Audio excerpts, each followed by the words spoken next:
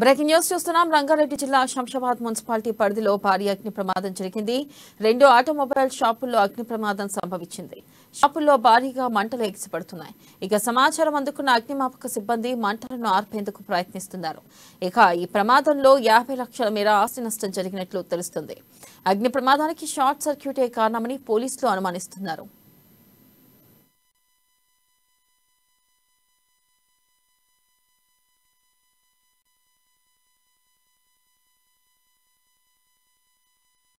శంషాబాద్లోని MRO కార్యాలయం ముందు ఎలాంటి అనుమతులు లేకుండా అక్రమంగా నిర్వహిస్తున్న 2 ఆటోమొబైల్ షాపుల్లో అగ్ని ప్రమాదం చోటు చేసుకుంది.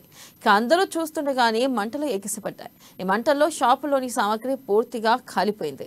విషయం తెలుసుకున్న పోలీసులు ఫైర్ ఇంజిన్ సహాయంతో మంటలను అదుపు చేసే ప్రయత్నం చేస్తున్నారు. అయితే షాపుల్లో ఆయిల్, ప్లాస్టిక్ సామగ్రి ఎక్కువగా ఉండడంతో భారీగా మంటలు ఎగిసిపడుతున్నాయి. వాటిని అదుపు చేసేందుకు ఫైర్ సిబ్బంది తీవ్రంగా శ్రమిస్తున్నారు.